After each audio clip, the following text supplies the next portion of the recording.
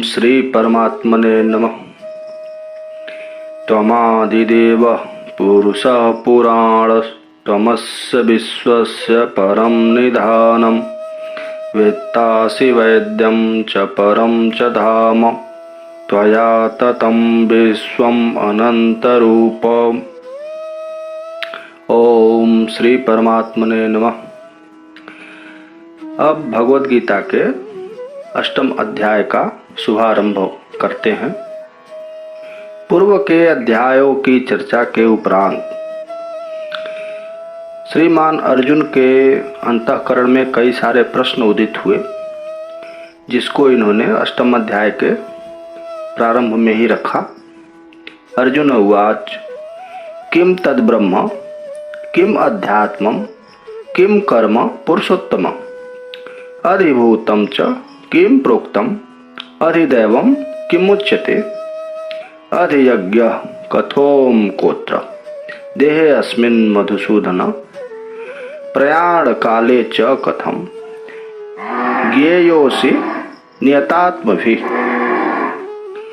हे पुरुषोत्तम, वह ब्रह्म तत्व क्या है? अध्यात्म क्या है? कर्म क्या है? अधिभूत किसको कहते हैं? अधिदैव किसको कहते हैं? हे मधुसूदन, इस देह में अधियज्ञ कौन है और कैसे है, तथा संयत चित्त वाले योगियों द्वारा आप अंत समय में अर्थात मरण काल में किस प्रकार जानने में आते हैं? इन सभी प्रश्नों का क्रमवार उत्तर देने के लिए श्री भगवान बोले, अक्षरम ब्रह्म परमम स्वभावोध्यात्म उच्यते भूत भावोद्भव करो विसर्ग कर्म संजिता। परम अक्षर ब्रह्म है। इस अक्षर के शासन में ही यह सूर्य और चंद्रमा धारण किए हुए स्थित है। श्रुतियों में ऐसा वर्णन आता है। न क्षरति इति परमात्मा, बृहदारण्यक उपनिषद का सूत्र है। जो कभी नष्ट नहीं होता वह परमात्मा ब्रह्म है, अर्थात जिसका क्षरण नहीं होता है वह अक्षर ब्रह्म है। यहाँ अक्षर शब्द का प्रयोग हुआ है। जिसका नाश न हो, जो क्षरित न हो, वह अक्षर कहलाता है। अक्षरम ब्रह्म परमम, अर्थात जो अविनाशी है, जिसका नाश नहीं होता, वह परमात्मा है। न क्षरति इति परमात्मा। परब्रह्म का जो प्रत्येक शरीर में अंतरात्म भाव है, अर्थात अंतःकरण का जो भाव है, वह स्वभाव है, अर्थात स्वयं का भाव। वह स्वभाव ही, स्वयं का भाव ही अध्यात्म कहलाता है। स्वभाव अध्यात्म उच्यते, अर्थात आत्मा शरीर का आश्रय बनाकर जो अंतःकरण में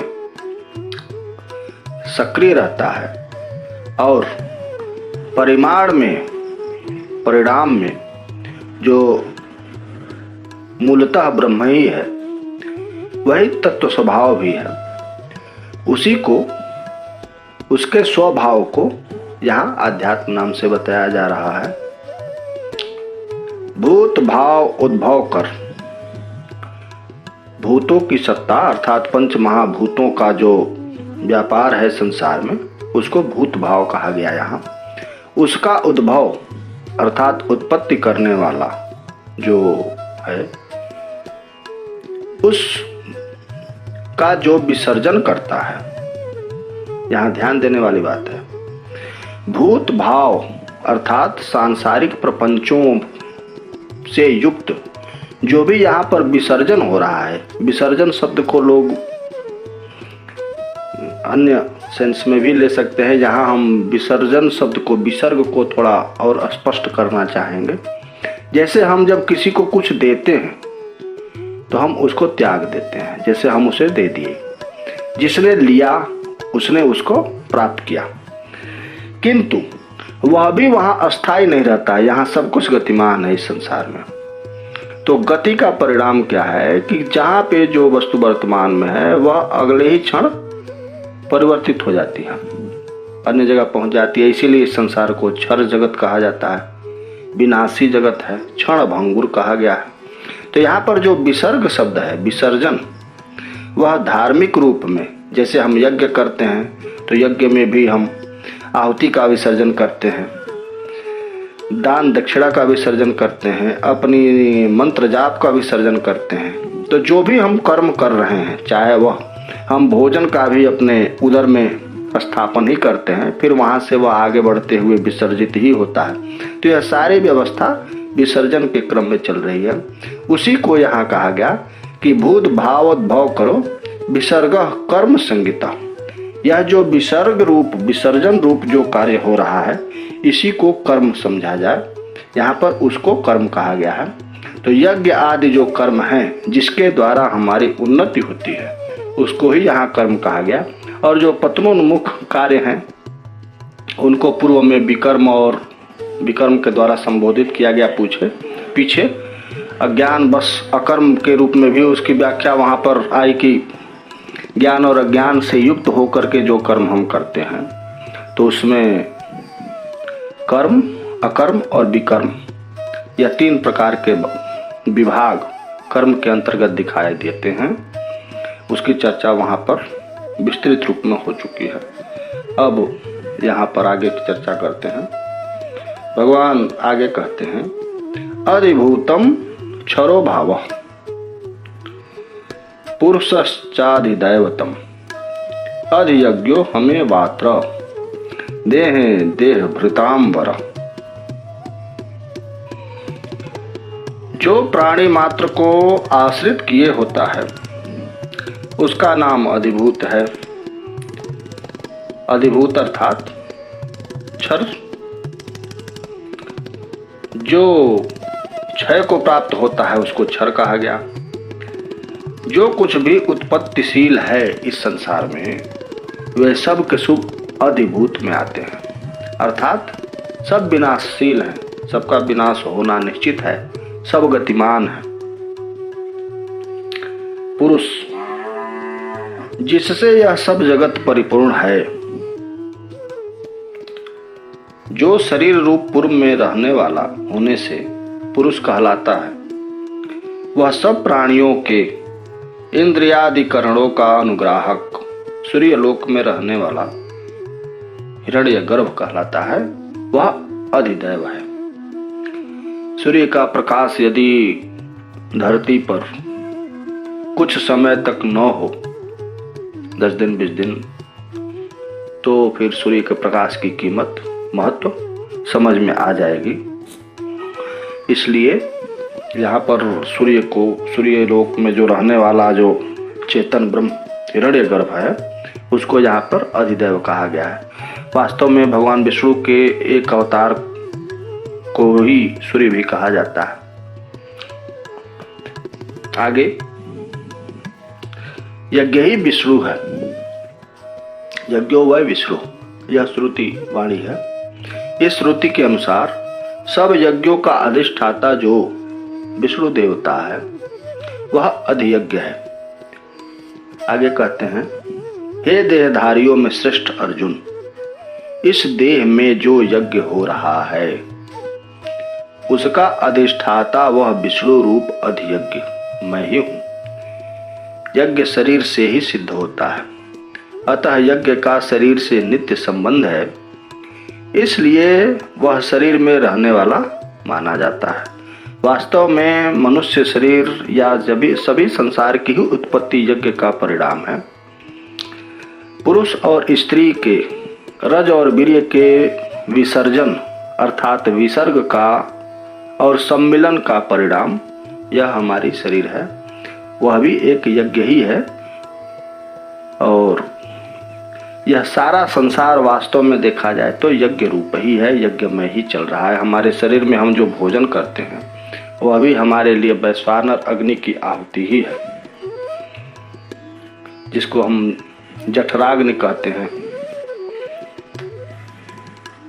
आगे कहते हैं, अंत काले च मामेव स्मरन मुक्त्वा कलेवरम यह प्रयाति स मद्भावम याति नास्त्यत्र संशय। और जो पुरुष अंत काल में मुझ परमेश्वर का ही स्मरण करता हुआ शरीर छोड़ता है वह मेरे भाव को अर्थात परम तत्व को प्राप्त होता है। इस विषय में किसी भी प्रकार का संशय नहीं होना चाहिए। आगे आगे बताते हैं, यह केवल मेरे विषय में ही ऐसा है ऐसी बात नहीं है। आगे वो बताते हैं कि यम यम वापि स्मरण भावम त्यजत यन्ते कलेवरम तम तमे वैति कौन्तेय सदा तद्भाव भाविता। हे कुंती पुत्र, प्राण वियोग के समय जीवात्मा जिस जिस भी भाव का, चाहे वह देवता का चिंतन करे, चाहे वह माया का चिंतन करे, चाहे वह पुत्र का चिंतन करे, चाहे वह गाड़ी का चिंतन करे, चाहे वह जिसका भी भावित होकर के चिंतन करके और शरीर छोड़ता है वह उसी को प्राप्त होता है। इसीलिए मृत्यु के समय भजन की प्रधानता है, इसीलिए मृत्यु से पूर्व संन्यास का महत्व है। सारे संबंधों का निवारण, सारे कर्मों का निवारण मृत्यु से पूर्व कर लेना चाहिए। इसका इसीलिए बार बार उपदेश किया जाता है। उसी को भगवान कृष्ण यहाँ पर व्यक्त कर रहे हैं कि जो जिस भाव से भावित होकर के शरीर त्याग करता है वह उसी भाव को ही प्राप्त करता है। इसीलिए भगवान का भजन करके शरीर छोड़ने वाला भगवान को प्राप्त होता है, देवता का भजन करते हुए शरीर छोड़ने वाला देवता को प्राप्त होगा, और जड़ जगत को भजने वाला जड़ जगत को प्राप्त होता है। आगे भगवान समझाते हैं, तस्मात् सर्वेषु कालेषु माम अनुस्मर युद्ध च मयि अर्पित मनोबुद्धिर् मामे वैश्यस्य संशय। इसलिए तुम हर समय मेरा स्मरण करो और शास्त्राज्ञा अनुसार स्वधर्म रूप युद्ध भी करो। इस प्रकार मुझ वासुदेव में जिसकी मन और बुद्धि का समर्पण है, ऐसा तो मुझ में अर्पित किए हुए बुद्धि वाला होकर मुझको ही अर्थात मेरे तत्व रूप को ही प्राप्त हो जाएगा, इसमें संशय नहीं होना चाहिए। आगे कहते हैं, अभ्यास योग युक्तेन चेतसा नान्यगामिना परमं पुरुषं दिव्यं याति पार्थानुचिंतयन्। हे पार्थ, अभ्यास योग युक्त अनन्यगामी चित्त द्वारा अर्थात चित्त समर्पण के आश्रय भूत मुझ परमात्मा में ही विजातीय प्रतीतियों के व्यवधान से रहित तुल्य प्रतीति की आवृत्ति का नाम अभ्यास है। वह अभ्यास ही योग है। ऐसे अभ्यास रूप योग से युक्त उस एक ही आलंबन में लगा हुआ विषयांतर में न जाने वाला जो योगी का चित्त है, उस चित्त द्वारा शास्त्र और आचार्य के उपदेशानुसार चिंतन करता हुआ योगी परम निरतिशय परम पुरुष को जो आकाशस्थ सूर्य मंडल में स्थित है उसको प्राप्त होता है। किन लक्षणों से युक्त परम पुरुष को योगी प्राप्त होता है, इस पर कहते हैं आगे के श्लोक में, कविम पुराणम अनुशासितारम अणोरणीयम तृतीयां समुनस्मृत्य सर्वस्य धातारमचिन्त्य रूपम आदित्य वर्णम तमसः परस्तात्। जो पुरुष भूत भविष्यत और वर्तमान को जानने वाले अर्थात सर्वज्ञ, पुरातन, संपूर्ण संसार के शासक और अणु से भी अणु यानी सूक्ष्म से भी सूक्ष्मतर परमात्मा का, जो कि संपूर्ण कर्मफल का विधायक अर्थात विचित्र रूप से विभाग करके सब प्राणियों को उनके कर्मों का फल देने वाला है, तथा अचिंत्य स्वरूप अर्थात जिसका स्वरूप नियत और विद्यमान होते हुए भी किसी के द्वारा चिंतन न किया जा सके, ऐसा एवं सूर्य के समान वर्ण वाला है और अज्ञान रूप मोहमय अंधकार से सर्वथा अतीत है, उसका वारंवार स्मरण करता है। उसका स्मरण करता हुआ उसी को प्राप्त होता है। वास्तव में यह जो श्लोक है वह पूर्व के श्लोक का ही भाग है, अगला भाग।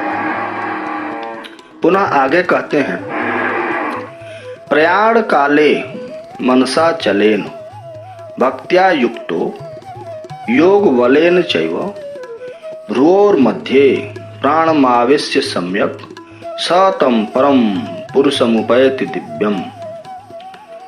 जो योगी अंत समय मृत्यु काल में भक्ति और योग बल से युक्त हुआ, भजन का नाम ही भक्ति है, उससे युक्त हुआ और समाधि जनित संस्कारों के संग्रह से उत्पन्न हुई चित्त स्थिरता का नाम योग बल है, उससे भी युक्त हुआ, चंचलता रहित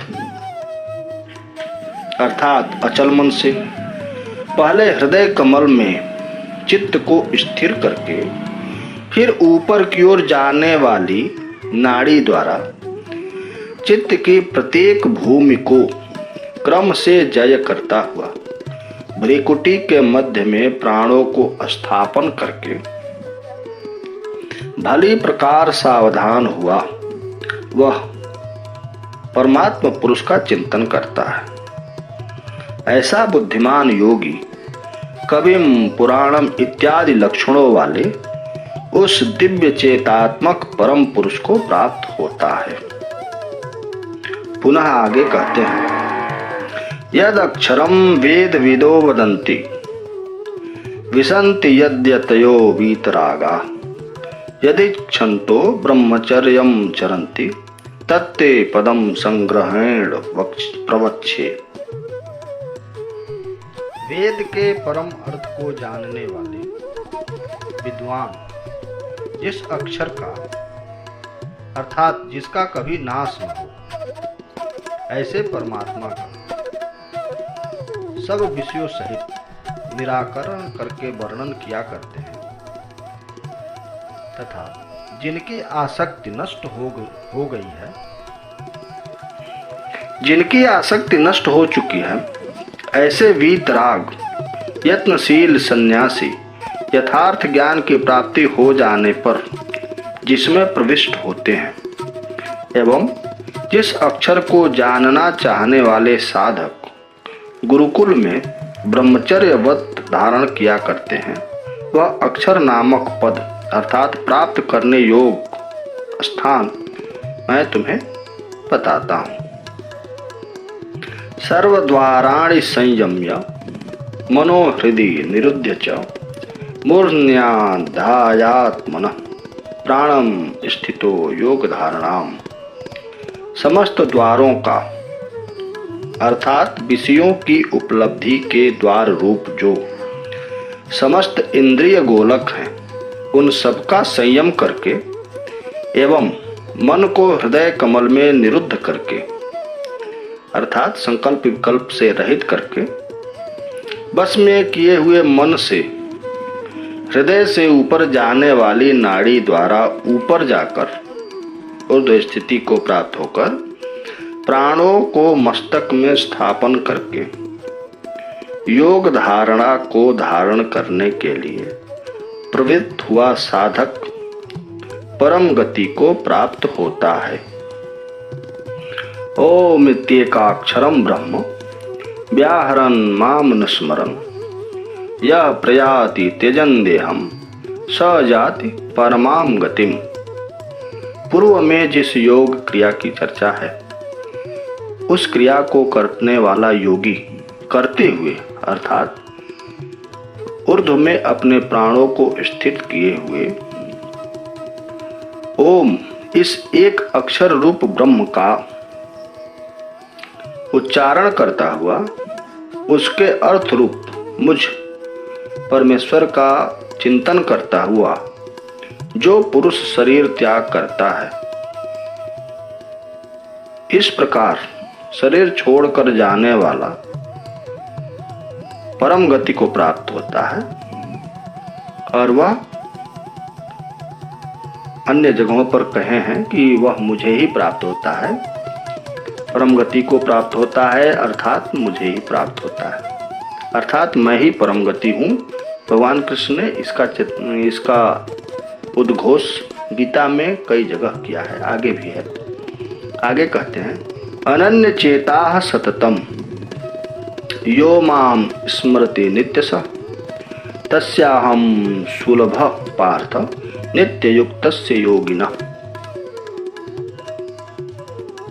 भगवान कृष्ण कहते हैं, हे अर्जुन, अनन्य चित्त वाला अर्थात जिसका चित्त अन्य किसी भी विषय का चिंतन नहीं करता, ऐसा जो योगी सर्वदा निरंतर प्रतिदिन मुझ परमेश्वर का चिंतन स्मरण किया करता है।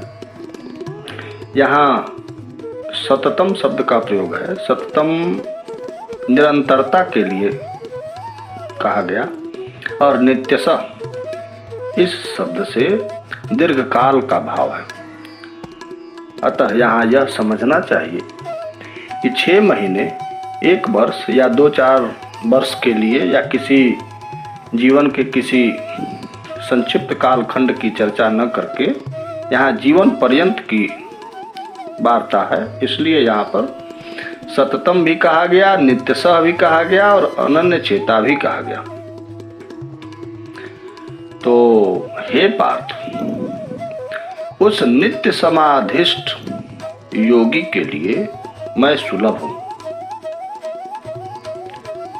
इसलिए मनुष्य को अनन्य चित्त वाला होकर सदा मुझ में ही समाहित चित्त रहना चाहिए। क्यों?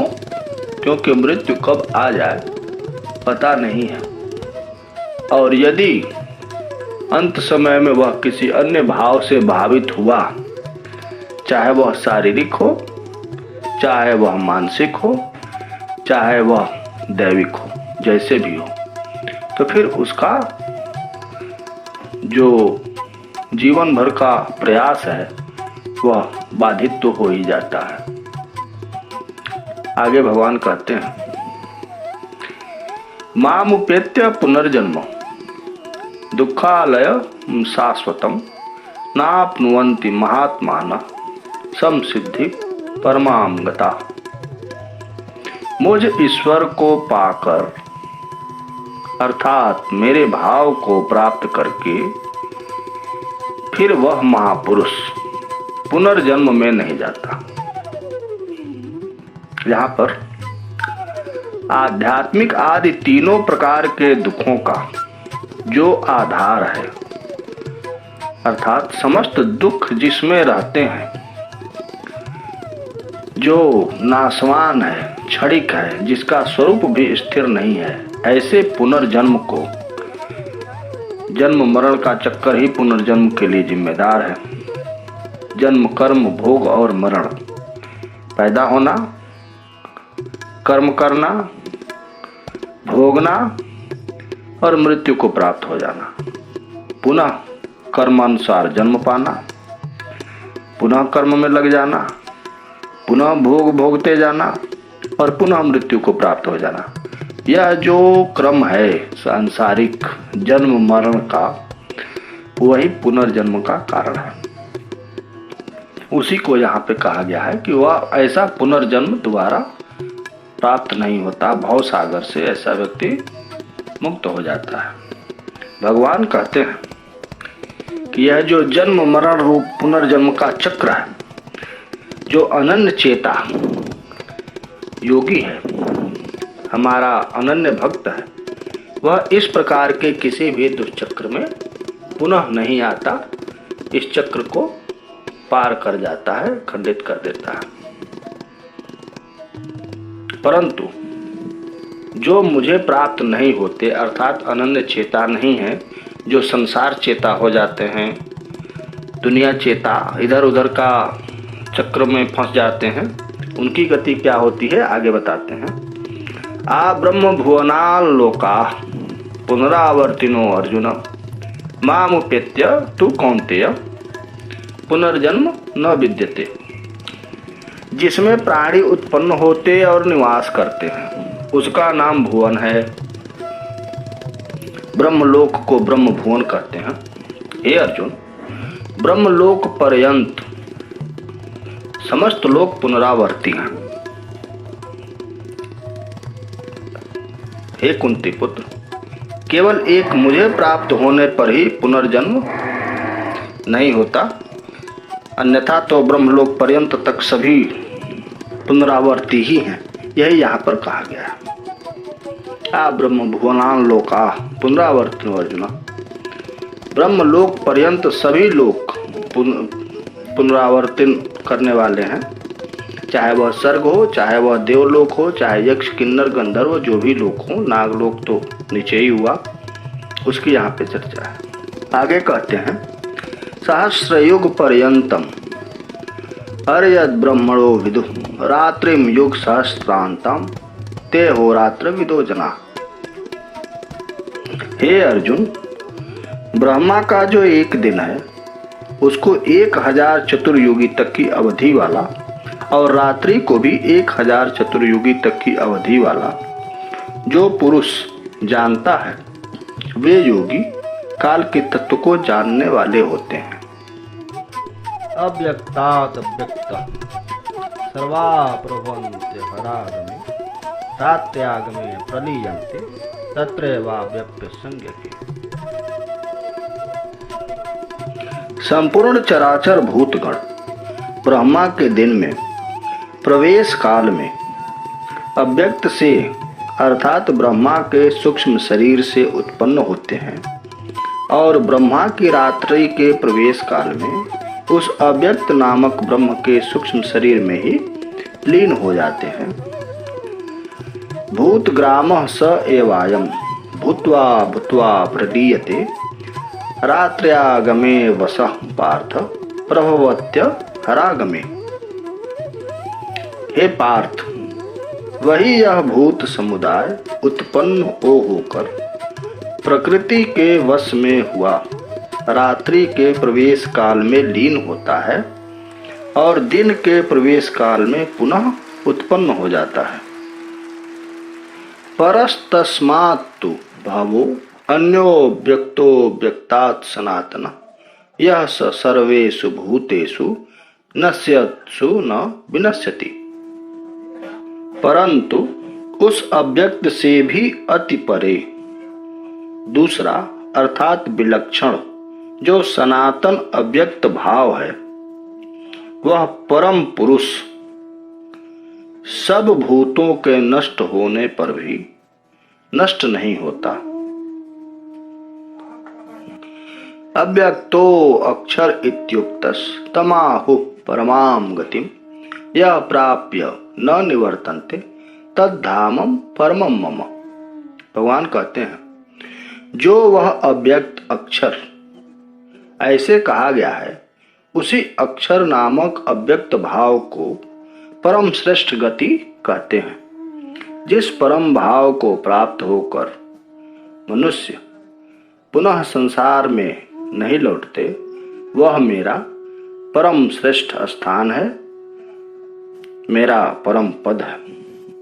उस परम धाम की प्राप्ति का उपाय आगे बताते हुए कहते हैं, पुरुषः स परः पार्थ भक्त्या लभ्यस्त्वदन्यया यस्यान्तस्थानि भूतानि येन सर्वमिदं ततम्। शरीर रूप पूर्व में शयन करने से या सर्वत्र परिपूर्ण होने से परमात्मा का नाम पुरुष भी है।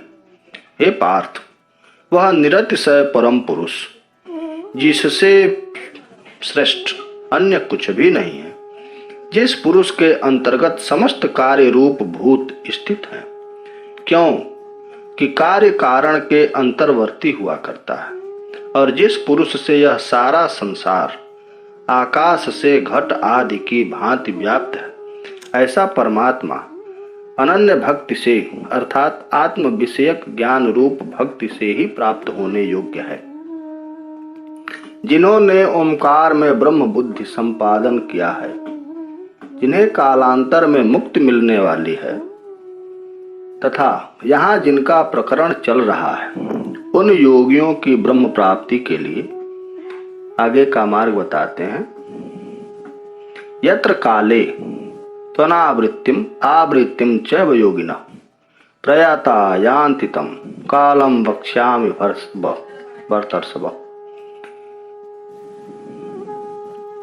हे अर्जुन, जिस काल में मरे हुए योगी लोग पुनर्जन्म को नहीं पाते और जिस काल में मरे हुए लोग पुनर्जन्म को पाते हैं, मैं अब उस काल का वर्णन करता हूं। अग्निर्ज्योतिरः शुक्लः षण्मासा उत्तरायणम तत्र प्रयाता गच्छन्ति ब्रह्म ब्रह्मविदो जनाः। यहाँ अग्नि कालाभिमानी देवता का वाचक है तथा ज्योति भी कालाभिमानी देवता का ही वाचक है। अग्नि और ज्योति नाम वाले दोनों प्रसिद्ध वैदिक देवता भी हैं। वास्तव में वह वही देवता हैं।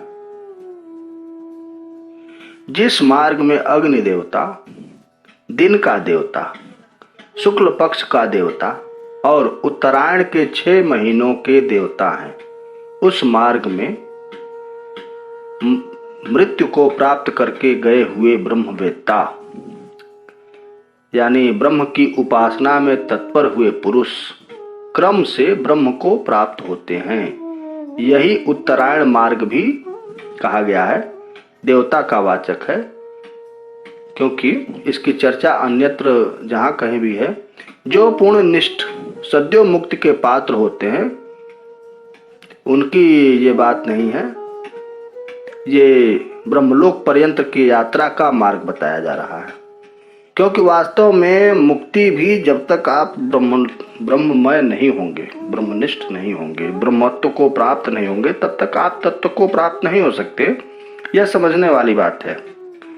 जो शुद्ध नहीं हो सकता वह कैसे परमात्ममय हो पाएगा। समर्पण के लिए शुद्धि आवश्यक है, अंतःकरण की शुद्धता, उसी के लिए भक्ति की जरूरत है।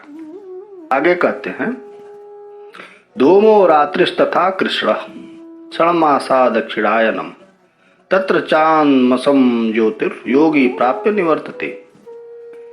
जिस मार्ग में धूम और रात्रि है, अर्थात धूमाभिमानी और रात्रिभिमानी देवता हैं तथा कृष्ण पक्ष और दक्षिणायन के 6 महीने के देवता हैं, उस मार्ग में गया हुआ योगी इष्ट पूर्त आदि कर्म करने वाला कर्मी चंद्रमा की ज्योति को अर्थात कर्म फल को प्राप्त होकर उसका भोग करके और कर्म फल का क्षय होने पर पुनः संसार चक्र में वापस आ जाता है, अर्थात पुनर्जन्म को प्राप्त हो जाता है।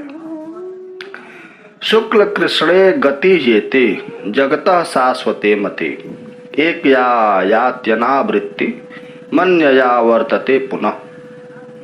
शुक्ल और कृष्ण ये 2 मार्ग, जिसमें ज्ञान का प्रकाश है वह शुक्ल और जिसमें उसका अभाव है वह कृष्ण। ऐसे ये 2 मार्ग जगत के लिए नित्य माने गए हैं। जगत नित्य है यहाँ जगत शब्द से जो ज्ञानी और कर्मी उपयुक्त गति के अधिकारी हैं उन्हीं को समझना चाहिए, क्योंकि सारे संसार के लिए यह गति संभव नहीं है।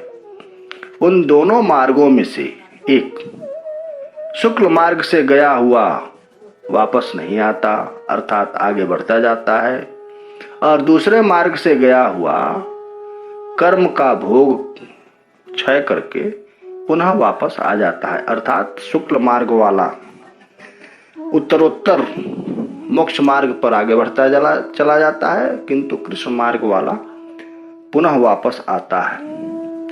आगे कहते हैं, नैते श्रुति पार्थ जानन योगी मुह्यति कंचन तस्मात् सर्वेषु कालेषु योग युक्तो भवार्जुन। हे पार्थ, इन उपर्युक्त दोनों मार्गों को इस प्रकार जानने वाला कोई भी योगी कभी भी मोहित नहीं होता। इसलिए हे अर्जुन, तू सब समय योग युक्त हो, अर्थात समाधिष्ठ रहो। आगे कहते हैं, वेदेषु यज्ञेषु तपःसु चैव दानेषु यत् पुण्य फलम प्रतिष्ठम अत्येतु तत्सर्वमिदं विदित्वा योगी परमं स्थानमुपैति चाद्यम। इनको जानकर, अर्थात इन 7 प्रश्नों के निर्णय द्वारा कहे हुए रहस्य को यथार्थ समझकर और उसका अनुष्ठान करके योगी पुरुष भली भांति पढ़े हुए वेद, श्रेष्ठ गुणों सहित संपादन किए हुए यज्ञ, भली प्रकार किए हुए तप और यथार्थ पात्र को दिए हुए दान, इन सबका शास्त्रों ने जो पुण्य फल बताया है उस सब को अतिक्रमित कर जाता है और आदि में होने वाले सबके कारण रूप परम श्रेष्ठ ऐश्वर्य पद को, अर्थात ब्रह्म पद को प्राप्त कर लेता है, प्राप्त हो जाता है। और ब्रह्म विदा अपनोति परम, तो जो ब्रह्मवेत्ता होता है वही परम को प्राप्त होता है। इस सूत्र के द्वारा वह उत्तरोत्तर मोक्ष मार्ग पर बढ़ता चला जाता है। ओम श्री परमात्मने नमः। इति श्री महाभारते सत्साहस्र्यां संहितायां 82 भीष्म पर्वणि श्रीमद्भगवद्गीतासु उपनिषत्सु ब्रह्म विद्यायां योग शास्त्रे श्री कृष्णार्जुन संवादे तारक ब्रह्म योगो नाम 8वां अध्यायः। ओम तत्सत्। श्री परमात्मने नमः।